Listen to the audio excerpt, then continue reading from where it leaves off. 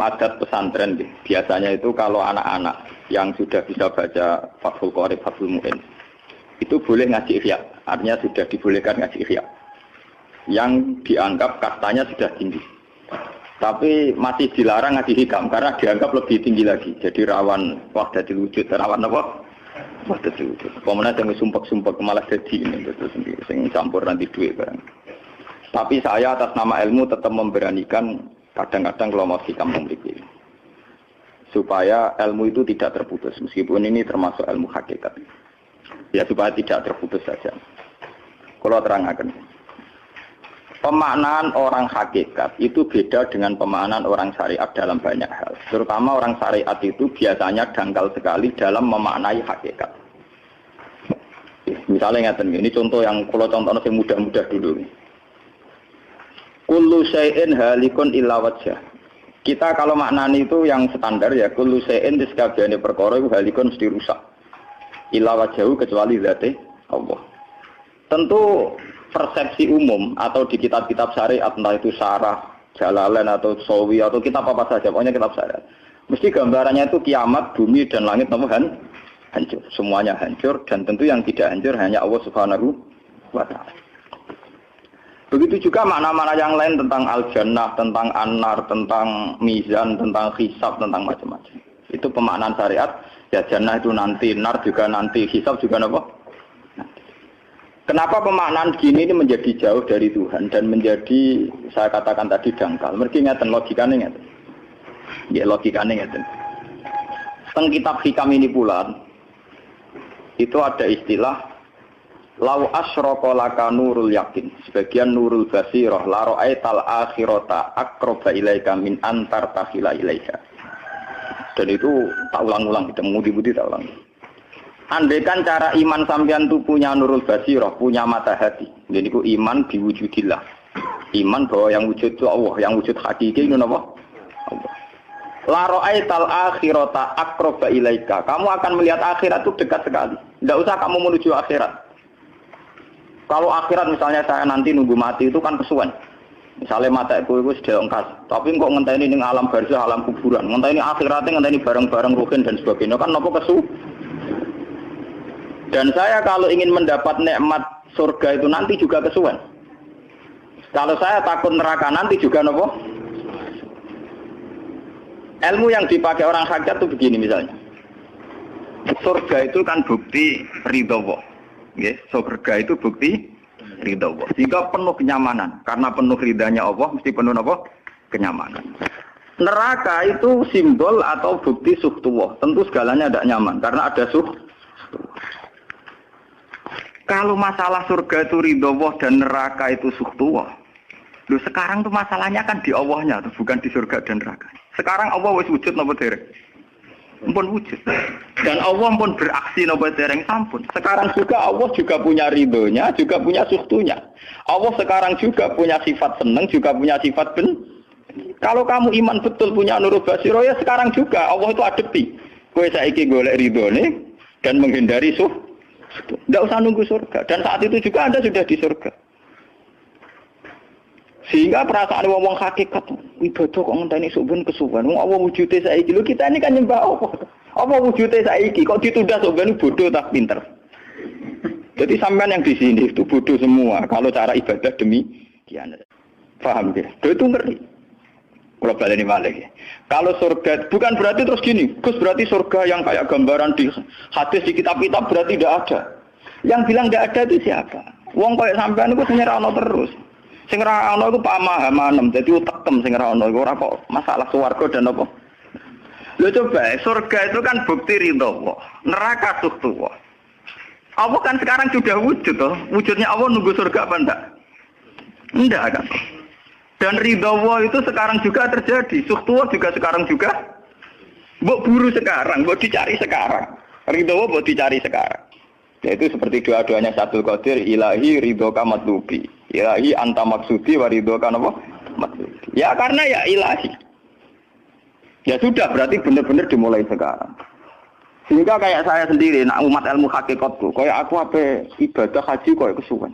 Apa mulang sampean ya kesuwen. Mbok sesuk apa mergawe ya kesuwen. Mergo paling banter logikane ngeten. Misalnya saya dari rumah, semula Mustafa Ruhin goblok-goblok nak mau ibadah. Iku kesuwen ngeten. Engkok mulang ning Ruhin wis kasil mulang yo golek ridane Allah. Padahal mulai saya niat juga sono ridane Allah. Saya melangkahkan kaki ya wis sono Allah sono ridane. Sehingga mulane Kanjeng Nabi ngendikan niatul mukmin khairun amalihi wis niat tok wis amal mergo kontrake sampai pangeran sing wujud terus. Setiap detik, setiap saat, setiap khotbah, setiap langkah wis kontrake be Allah terus.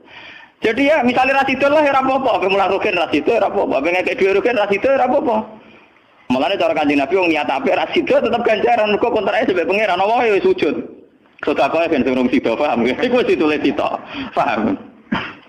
Ben sampean ngerti sirine hadis kenapa niat saja ditulis ganjaran karena niat itu artinya orang sudah mengkontrakkan diri, mengikat diri dengan Allah yang setiap saat wujud juga dan saat itu juga wujud. Jadi kamane kados kula misalnya kepengin haji. Gusti berhubung haji perintah jenengan nggih kula kepengin. Tapi saya sekarang juga mulai ibadah. Ya, mulai apa? Ibadah karena saya tahu golek haji ya ridane Allah. Sekarang juga ya ridane Allah. Dari ridane Allah dalam konteks sekarang mungkin saya ngajar. Mungkin apa Ruhin nyabari melarat dan mungkin terus begitu itu ada terus. Ujung-ujungnya kepen suga kapan sedekah. Kepen sedekah diridani pangeran kan begitu. Lah zaman iki melarat ya ono carane diridani pangeran, sabar ngempet. Mau ono juga. Jadi rasa kesusu paham kan. Jadi itu memang begitu. Orang hakikat tuh enggak pernah kesusu. Itu jenenge wal asri demi waktu. Jadi semua waktu itu padat dengan amal. Mergo zaman kiri untuk ridane Allah lewat jalur sabar. Zaman sugih untuk ridane Allah lewat jalur sedekah ikhlas. Paham nggih? Zaman bingung diusir bojo ya misalnya ya lewat sabar. Zaman bojo mesra ya lewat rahmat. Pokoknya ono terus. Sehingga wal asri ini padat. Innal insana lafi khusr. Manusia selalu rugi illal ladzina amanu kecuali saat itu dia iman, saat itu dia sholihat. Jadi kalau orang hakikat maknanya ya kecuali saat itu dia iman, kecuali saat itu dia sholihat demi waktu. Demi waktu ngenteni soben kan terlambat paham nggih.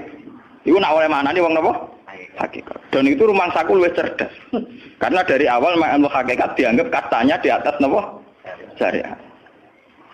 Jadi sampean malah enak, jangan ngaji kula enak, dadi mulai koma wis ibadah. Delek-delek kok bojo ben iso ngaji wis mulai ibadah. Enggak apa-apa, menghindari kebatilan demi barang hak itu ya.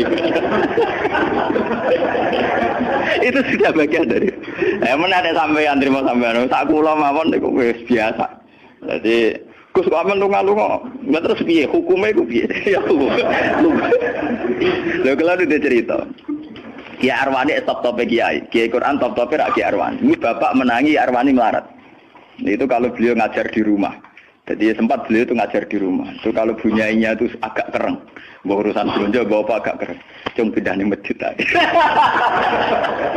Jadi ya basaria sekali lebih aman. Di masjid lebih apa? Jadi kabeh kiai tahu sok enggak ngaji ning omah ben barokah. Tapi ketika suasana tidak kondusif. Pindah. Momennya ditambah mertua barang dunia. Bujur tahu wis problem. Momennya tambah mertua tambah IP. Mulane mubalek ku PD-PD, mergo pidatone ora ning area terlarang. Tambah tambah PD, mergo ora konangan. Ning areane dhewe bar. Dia nak gadah bojo kudu sakinah mawaddah rahmah dari bojone mencapet. Lah nek kenapa mubalek mlepuk, mergo jauh dari area. Sing ngono tok kuncine. Tapi kalau orang hakikat itu ya gak ngeluh. Ketika bojo grundel kowe ridho mek kodok-kodare pangeran ya ibadah. Berhasil melalikan diri ya napa? Akhirnya berhasil ngaji ya napa? Karena Allah itu wujud di setiap langkah kita, di setiap detik kita, di setiap nafas kita. Lah kalau wujudnya Allah di setiap detik kita, nafas kita, kenapa nunggu nanti-nanti? Sebab itu sedekah Rasulullah ketika Nabi ngendikan, ya mulai niat itu dihitung. Lah wong saiki wong intelektual kabeh. Bagaimana mungkin belum aksi nyata kok sudah dihitung ora roh pangeran, paham nggih? Paham nggih wong-wong ora roh pangeran. Dadi intelektual iku kudu tobat, paham. Bagaimana mungkin niat belum aksi nyata kok sudah dihitung. Jadi nak goblok ora rasa di syariat. Nek wis goblok ditulis ning koran dadi buku. Wong goblok kok di syariat. Mung dari awal Nabi ngendikan dimulai niat. Maksudnya niat itu niat amal soleh lillahi ta'ala-nya dari awal transaksinya dengan Allah Subhanahu wa taala. Hingga nyaman. Lalu kula ngerasa ibadah lah. Di sini ini kelihatan Nabi sering ngendikan ini yang hadis sahih. Misalnya Nabi ngendikan seseorang itu selalu dalam keadaan sholat maka nanti sholat tahbisuhu. Misalnya orang pujian ngenteni kiai ini teko. Nek kiai ini nek sepuh watak watuk apa ngimami kok ngombe pil sik bariku ndredeg-ndredeg ra teko-teko. Iku dari Kanjeng Nabi wong sing ngenteni imame teko, iku ya cek salat terus senajan to urung salat. Ngono Kanjeng Nabi tau dipraktekno cara. Kanjeng Nabi itu kalau salat standarnya awal waktu, tapi beliau itu pernah salat Isya sekitar jam 1:30. Yapqa sulusul lailil akhir sekitar 1:30. Itu separuh sahabat sudah turu. Sing Umar menutuki kentong kelontangan. Mantan preman, mantan apa? Preman. Terus. Nah, malahnya akeh kiai sing gak berturu terus salat ra wudu mergo hadis itu ceritane iku. Mereka ya namun, tapi fasallahu alam yatawad. Jare wong fikih. Mergo iku lungguh. Lungguh nek arung geser iku ora apa. Apa jare wong fikih lah, ono-ono wae. Turune sahabat sing gaplek-gaplek ya mlungker.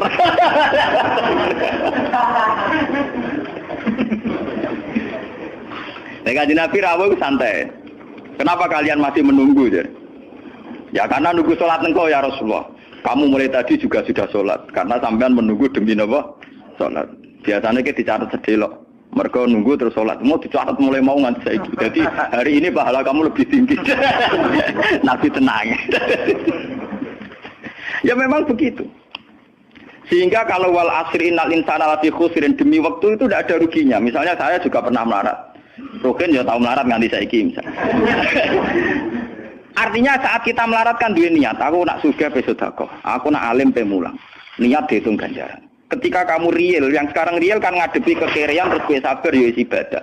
Jika ora kemrungsung aku ibadah ngenteni sugih. Begitu juga yang ingin haji.